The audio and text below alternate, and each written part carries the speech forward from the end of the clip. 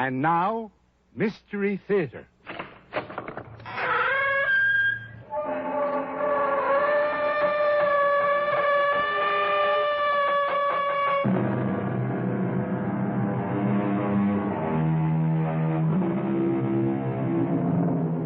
Come in. Welcome. I'm E.G. Marshall, your special envoy from a wild and weird country that exists way down deep in your very own imagination. To many people, especially city dwellers, grass is something to smoke, or perhaps something that has keep off signs on it. The fact is, grass is the foundation of life as we know it. All the grains we eat are grasses. All of our meat is nothing but grass transformed. In many ways, the quality of our existence depends on the quality of our grass, which means that those who can change that quality for better or worse literally hold our lives in their hands. All we need is your confession. I didn't kill him. You swore you were going there to shoot him. I know, but... You did go there. Yes. You confronted him. I did. The gun. Now, this is the gun that fired the bullet. Can you identify it? I already have. It's mine. I don't deny it. I tell you, I didn't kill him. Just look at all the evidence. I don't care about the evidence. I know I didn't kill him.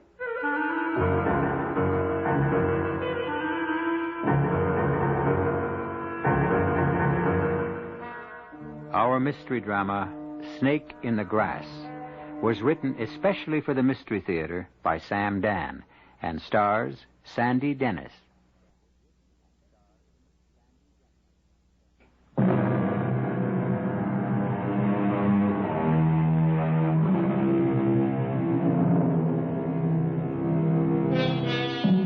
Her name is Augusta Sanderson. She's 36 years old. And while there are those who say she's never been kissed, we cannot vouch for the complete accuracy of that statement. What does she do? She's an agriculturalist. An unusual occupation for a woman? Don't say that. We live in liberated times. You'd be surprised at the things women can do. You might venture to inquire why they want to do them, but that's another story. Our story begins in a quiet university town in the Northwest. Hey, ma'am. I'll thank you not to patronize me. Well, all I said was... I'll thank you not to call me ma'am. Ma'am is short for madam, and I am neither the mistress of a household nor the keeper of a brothel. Well, I only wanted to say hello and welcome to Pete's for 25 years, an oasis for the thirsty. I have a B.A., an M.A., and a Ph.D. I hold the rank of full professor at the School of Agriculture. I don't have to be addressed as ma'am as if I were some fragile Victorian lady. Well, how's Doc? Or, Prof? Now, I intend to become extremely inebriated. Oh? And it's just as well that I don't make a spectacle of myself. Let me have a... What? I don't know. Tell me, what's best to make you forget? Well, nothing can ever really make you forget. Very well. What is good for building courage? Again, nothing. That's not what I hear. Well, it's true. You get maybe the illusion of courage, but not the real thing. Well, dispenser of illusions, pour one for me. Oh, you must be the lady prof at the ag school, huh? The lady prof at the ag school. You know Dr. Howells? Do I know Dr. Howells? Yeah, I was reading about him in the papers. Let me tell you how well I know Dr. Howells. Wasn't that a terrific thing he discovered? I know Eugene Everett Howells well enough to kill him. His new feed grass will mean that millions of starving people... What'd you say? I said I intend to kill him. Yeah, well, All I need is the courage, or the illusion of it, and I'm feeling bolder every minute. Yeah, look, don't you think you better... Don't I think I'd better what, go home? Stop talking foolishly. But I have every right to talk foolishly. You know why? Because I've been a fool all my life. Yeah, well, I'll get somebody to take you home. The article in the paper said that Dr. Howells created the new feed grass. He didn't do it. He didn't? No, I did. You did. Okay. I mean it. I really mean it. It's mine. Oh, sure. You see, you don't believe it. Well, In the Himalayan regions in Asia, the terrain, the climate, is almost like what we have here. Yeah, well, look, No, you have to follow this. They have an economy, an agricultural economy that's based on goats. Goats, yeah. Goats. The goats are actually sacred. The soil is calcareous like ours, and a red clover grows there. But it's deficient in proteins and nitrogens.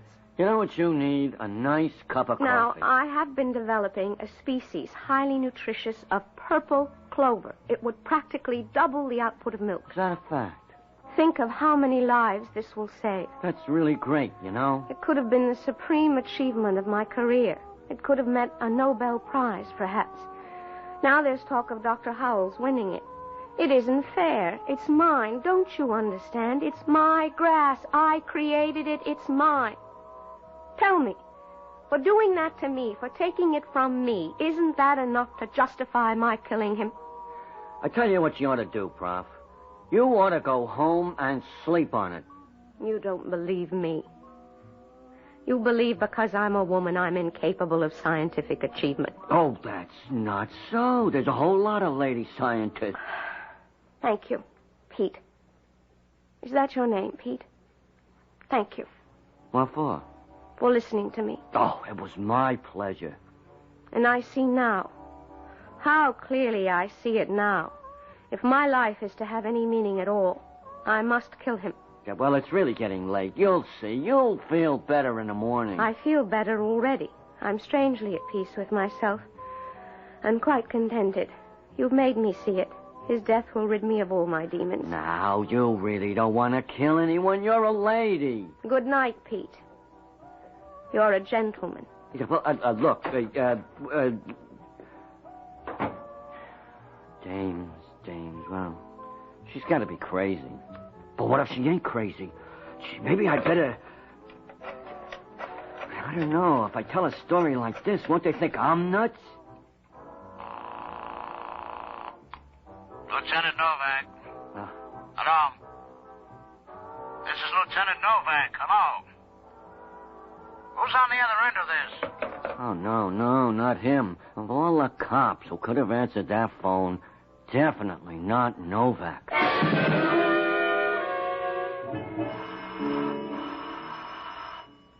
Huh? Oh.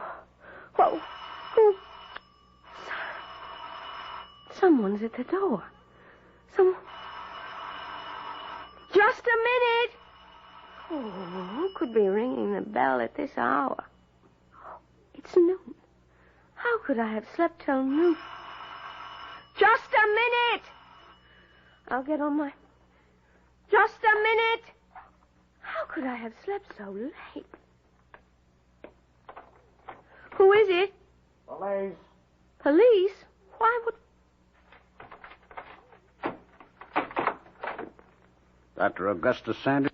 Yes. I'm Police Lieutenant Novak. May I come in? Well, yes. Why? You are Augustus Sanderson? I am. Miss Sanderson, you're under arrest. What are you saying? Charge is suspicion of murder. Murder? Whose murder? Dr. Eugene Everett Howells. Oh, but you're making I must inform you of your constitutional rights. But I didn't kill Anything him. you say may be used against you. Please, you can't be serious. Are you saying Gene Howells is dead? That's right. But why do you insist that I... You said that you would kill him. I was only... You're only one. Now, Professor Sanderson, you insisted to Pete Grimes at the Oasis Bar and Grill last night that you... I was feeling very unhappy, and there are times when you say things you shouldn't. You had a motive. Motive? Didn't you say that he has robbed you of a discovery? Oh, that. Yes, that. A discovery you considered great enough to make you eligible for the Nobel Prize? He didn't exactly rob me. No? No, I gave it to him. I had to. Otherwise, well, it wouldn't be used, so I said, take it. It might as well be yours. Why did you give it to him? Because they wouldn't take it from me, from a woman. I don't know what you're talking about. In that part of Asia, women are considered, well, not exactly unclean, but it's hard for you as an American to visualize this. But the fact of my being a woman would make the grass defiled, unfit for the goats, which are holy animals. According to the way you told the story to Pete last night, Howells robbed you of the credit. He did.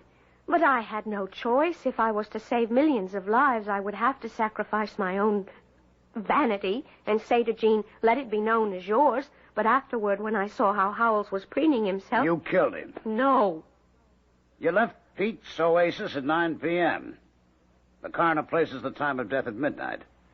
Where were you at midnight? Here. Right here. Can anyone support that statement? Well, no. According to Mr. Pete Grimes, you were acting somewhat strangely. You could say that, yes, but I didn't kill him. You went directly home after you left Pete's Oasis at 9 p.m.? Yes. The ballistics lab has established that Dr. Howells was killed by a .22 caliber bullet. You own a gun? Yes. Yes, I have a .22 caliber revolver, which I carry sometimes when I am in the field, especially when the snakes are shedding. May I see it? You see, snakes are very nervous when they shed.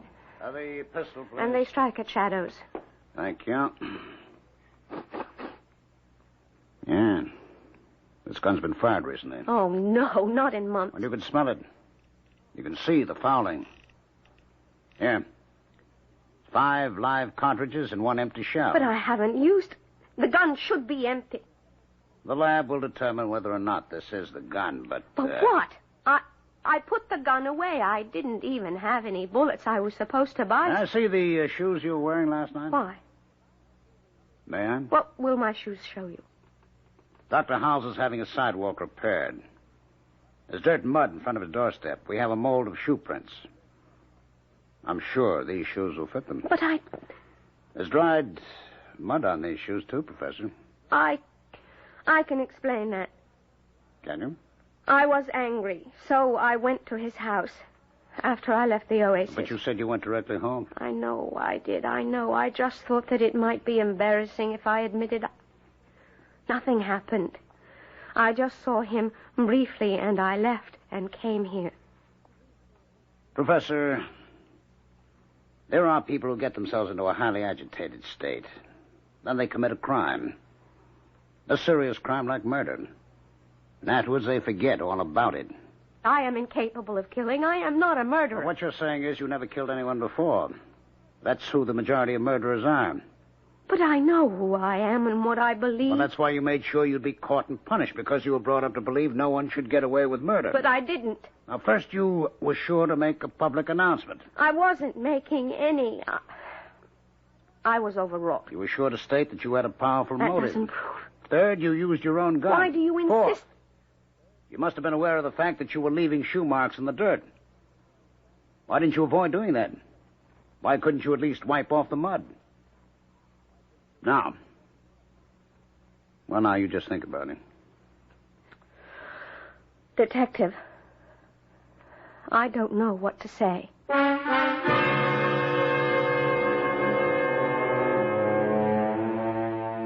Well, did she or didn't she?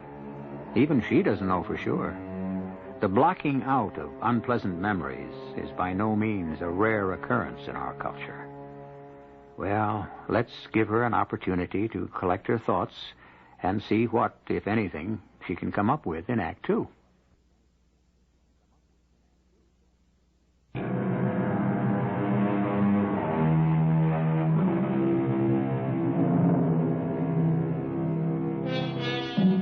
They say the wish is the father of the deed, which is why we have inhibitions, no?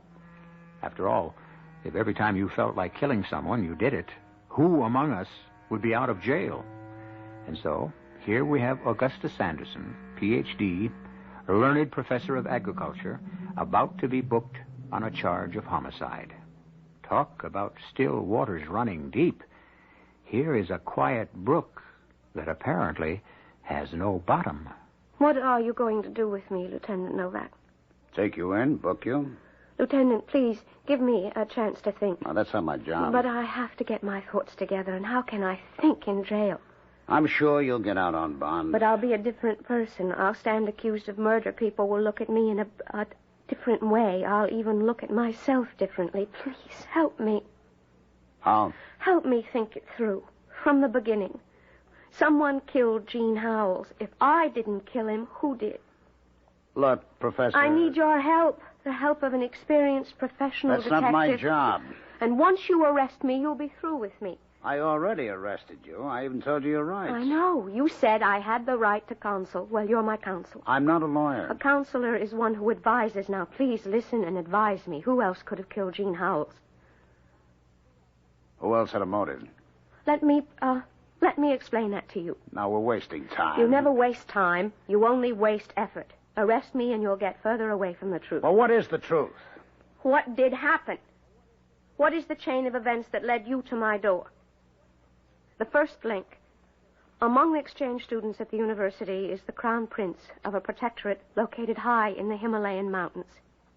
In Asia. I know where the Himalayan mountains are. And it occurred to me that I could help the prince to help his countrymen, who are mostly poverty-stricken herdsmen. And so, you see, Prince Lutov... Oh, you must call me Shorty. Ah, Shorty. It is a fabulous joke. You see, I am 6 feet tall. None of my countrymen grow that high. You see, my brother Ali here is barely 5 feet. That is average for our country. Small people with small bones. That's why I'm here, Prince, because your countrymen do not grow. Fabulous. You hear that, Ali? A lady professor, a Shahiba, visits us because our country people are small. There is great wisdom in this country, magnificent one, which is why we are... Ali, in public, even you must call me Shorty. The staple food of your people is milk, goat's milk. The sacred goats of Kandar. But the milk is scanty and significantly low in protein. The milk is sacred. What the Sahiba says is blasphemy. The problem can be solved by introducing a new kind of pasturage, a new clover which I have developed, one that contains more nutrients, one that will double the output of milk. Fabulous. We would have to arrange for proper plowing and seeding. His Magnificence wishes to thank you. You will be informed of his decision in due time. Yeah, but Ali, what Just is there because to... you are not at home, Magnificent Shorty, does not mean you may act without meditation or counsel. He's right, Professor. He's always right. He may be my younger brother, but he has the brains in our family. We will communicate with you in due time.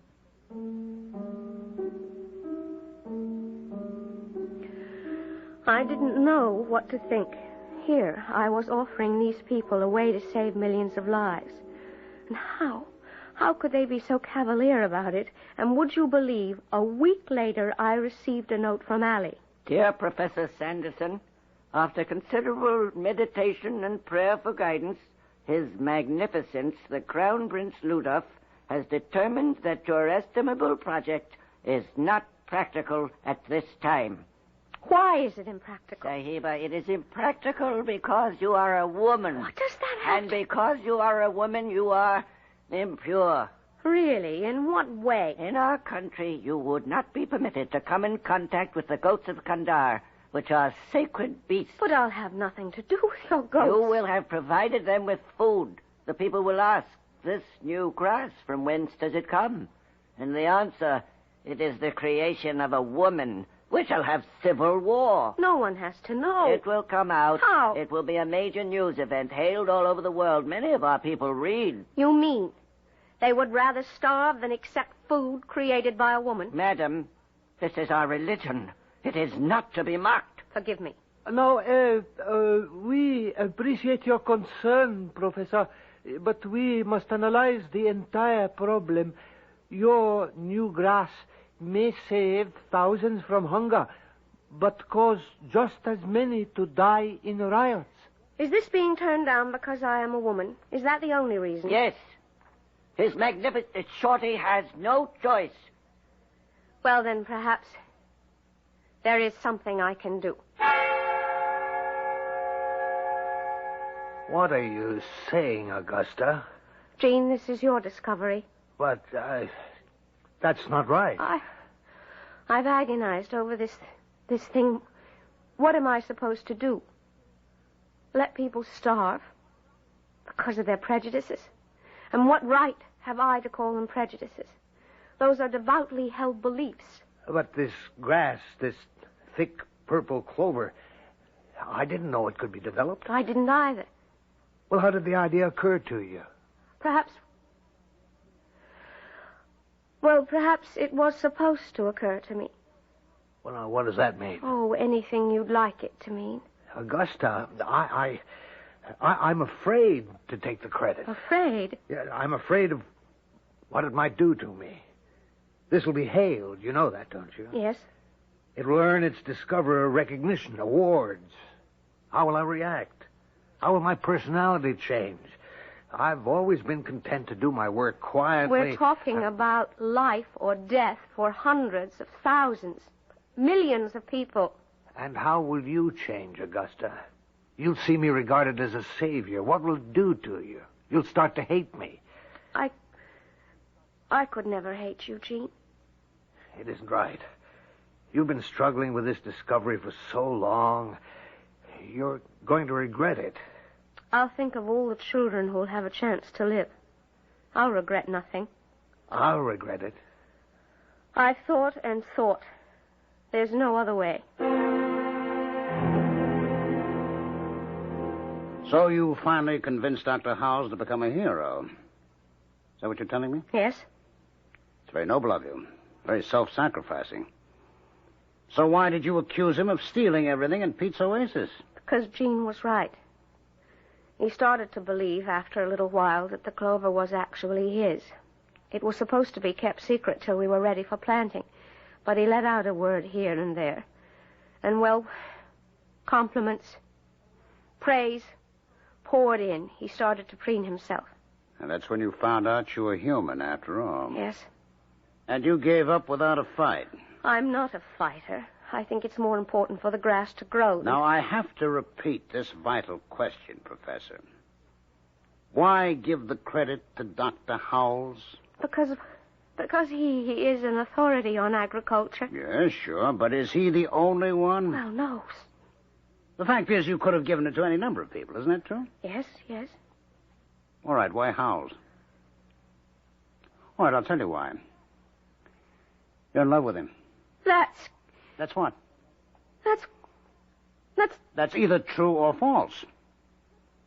You see, I listened to every word you said. Not only to the words, but to how you said them. I could never hate you, Gene.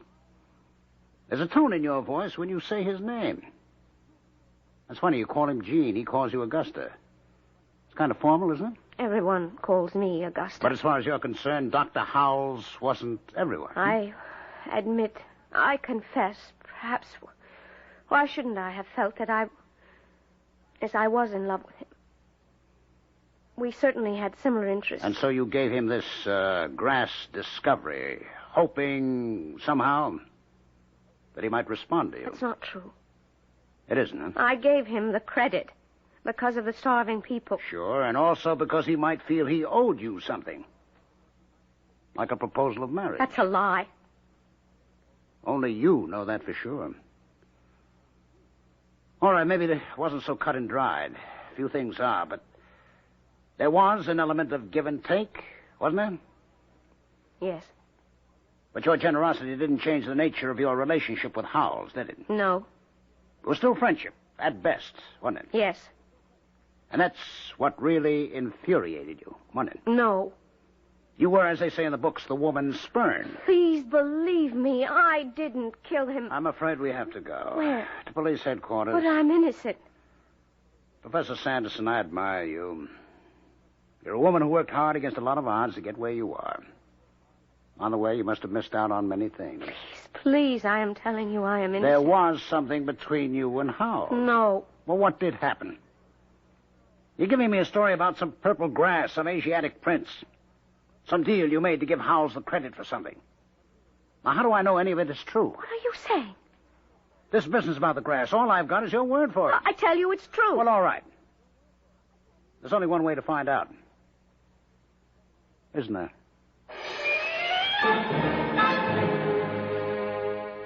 Yes? How may I help you? Prince, Your Highness. Shorty. You must call me Shorty. I'm a police detective, as I believe this gentleman has told you. Oh, yes. My brother Ali informed me. It's fabulous. Do you know this lady? This lady? Of course they know me. Ali? is this charming lady familiar? No. You must remember me. I was here to tell you all about my new grass. Grass? Ali, what would we have to do with grass? We have never seen this lady before in our lives. Oh, it is a pity, because she is a most charming lady. We spoke about the goats, the sacred goats of Kandar, and you said because I was a woman, I was impure. Oh, that is impossible. Why should we insult you? I told you the discovery would belong to Dr. Howells, and you said in that case you would accept it. Ali, do we know a Dr. Howell? No. But I was here. We spoke. Professor, it's time we were leaving.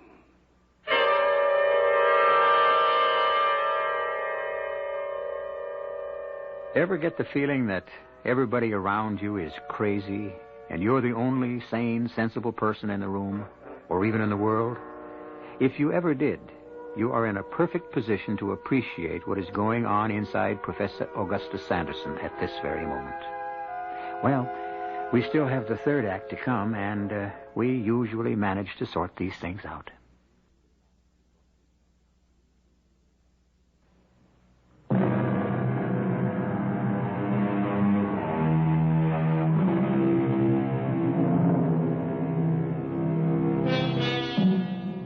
What do you do when you're accused of murder? I suppose you admit it if it's true and deny it if it's false. But suppose you're not sure of the answer. Suppose the charge could be true or false. Suppose you reach that point where you just don't know. Is such a state of affairs possible? But I was here. I spoke to you both. Oh, would we forget so delightful a lady as you? The Sahiba is mistaken. I can't be. Gentlemen, I'm sorry we bothered you. Oh, it was no bother. Just think, Ali. When we return home, we can say we had a visit from a real American detective. Oh, fabulous. Professor, I'm sorry, Professor Sanderson. The train has come to the end of the line. Last stop, all out.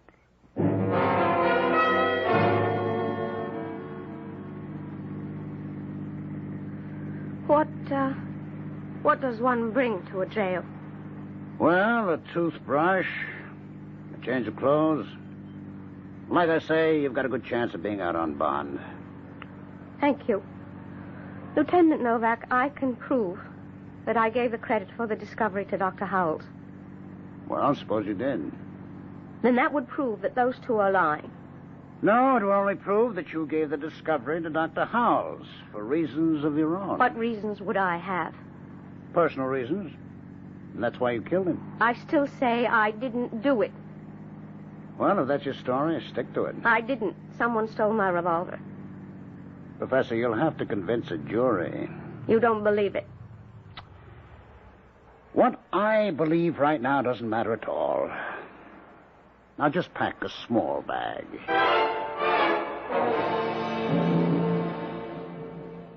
Ali? Yes, Magnificence.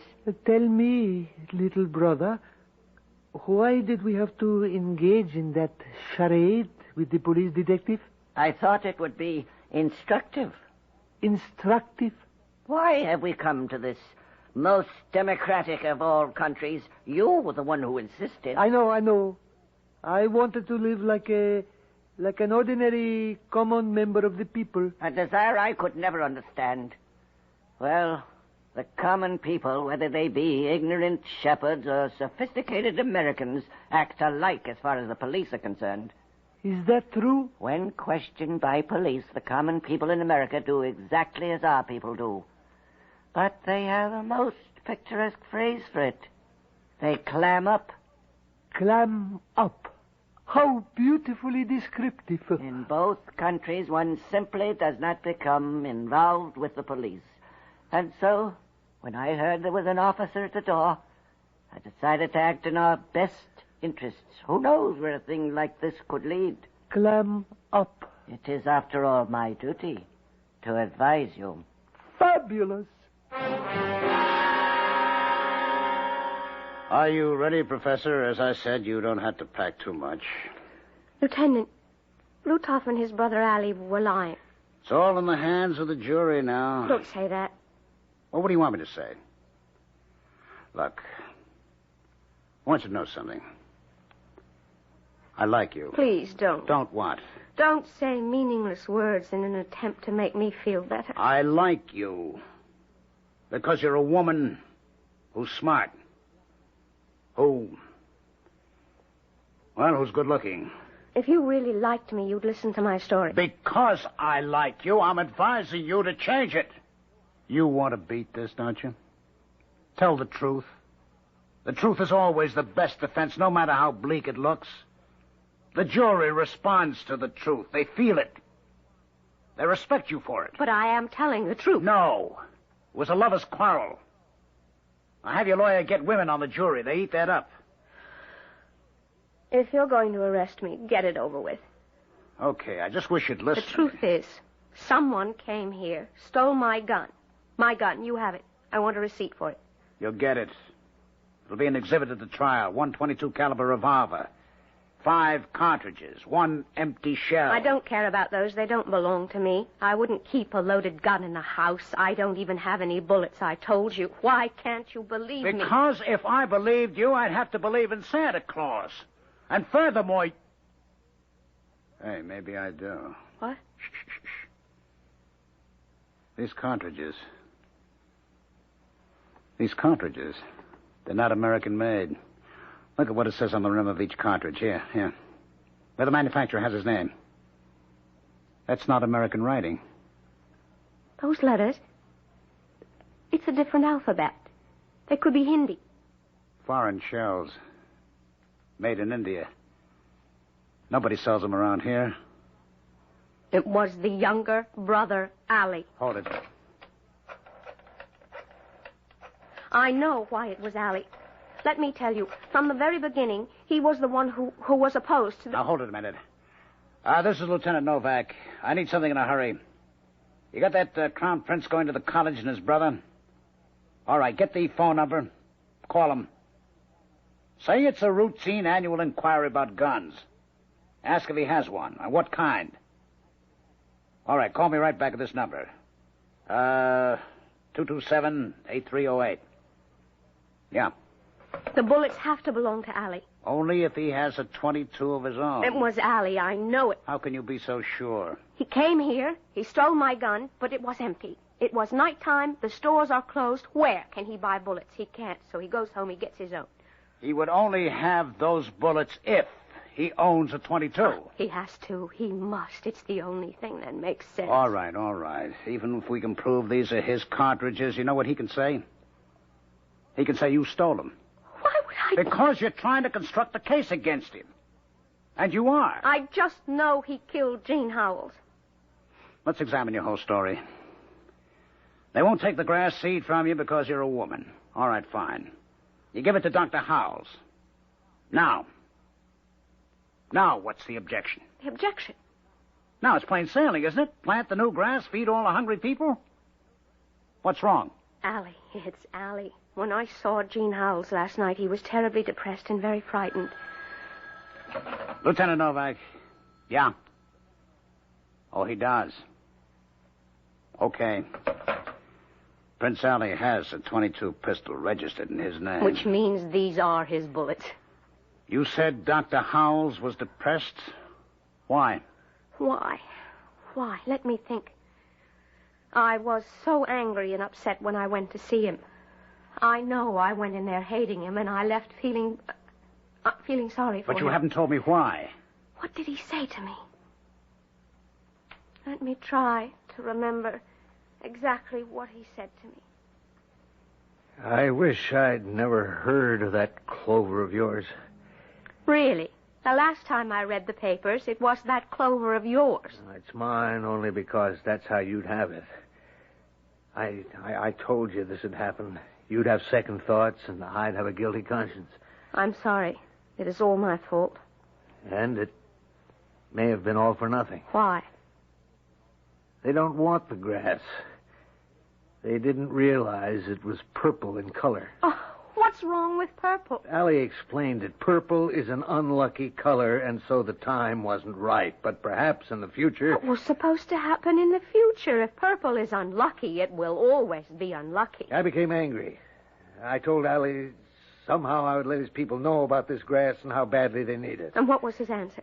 Nothing. He looked at me. Just looked. With those funny eyes. Well, you think they're funny, but they can be frightening. Augusta, why did you have to tempt me with this? Please, Jean, try to be calm. It's going to end badly, I know it. We tried. They won't take our help. This is all we can do.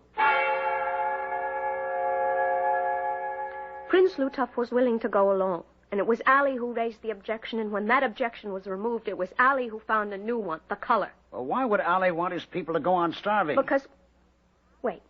Jean said Allie had told him that the time wasn't ripe. Perhaps in the future. When it could do Allie himself some good. Are you saying Allie has ideas of his own? If Prince Lutuff is overthrown, and he could be, if the people get hungry enough... Does Allie get the top spot then? And then, as the new ruler, Allie can claim heaven showed him a new grass, and henceforth purple will be the color favored by the gods.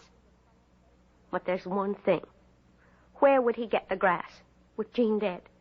Well, he could come to you with a brand new story. No, the woman thing is too deeply rooted. Well, as it stands right now, well, what is the grass? Where does it exist?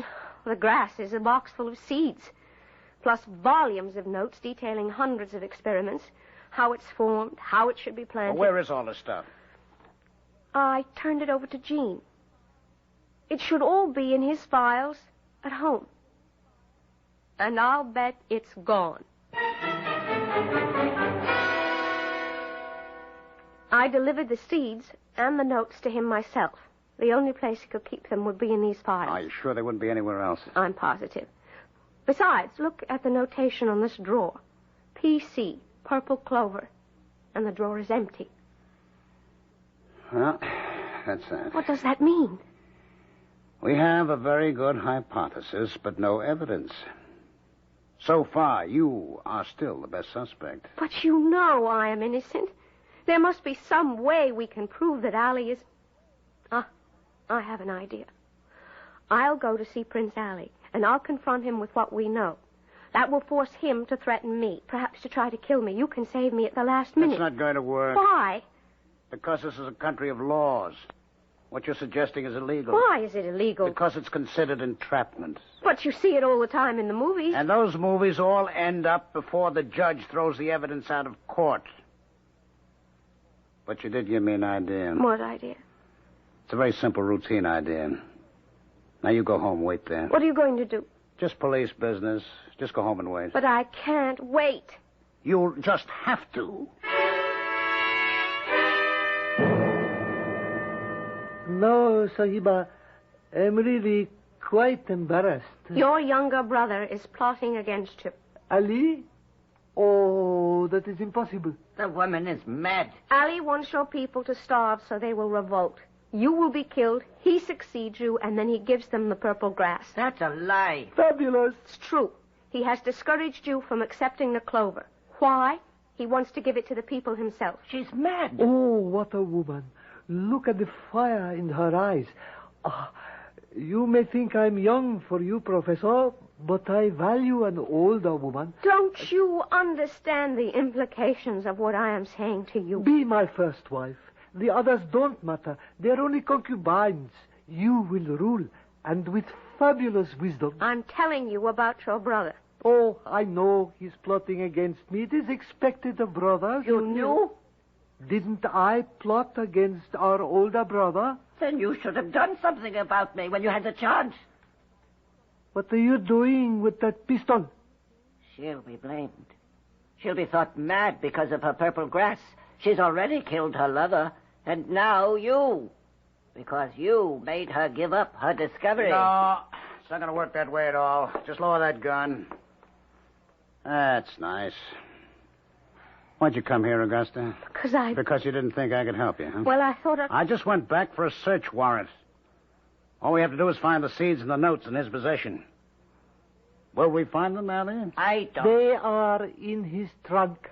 You knew, Ludoff? Of course I knew. I had planned to take care of you as soon as we return to our own country. Here I am restricted by all kinds of legalities. Prince, I intend to arrest your brother. Will you claim any diplomatic privilege? None at all. The law is sacred. It must be observed. Smitty, go get his trunk. Wilson, take him to the station house. Well, Professor Sanderson, shall you consider my proposal? She can't do that. She has to come along with me. Where are we going? This way, ma'am. Where are you taking me? Surely I'm not under arrest. Now, listen. You'd consider going off to Asia with that character? Oh, I have to take it under very serious consideration. Why? It's the first time anyone at all made me a proposal. Well, relax. You're about to get another one.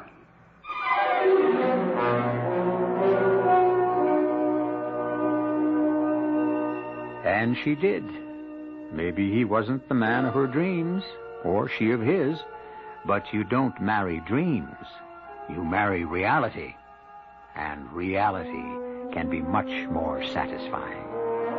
We'll have more reality when I return in just a few moments.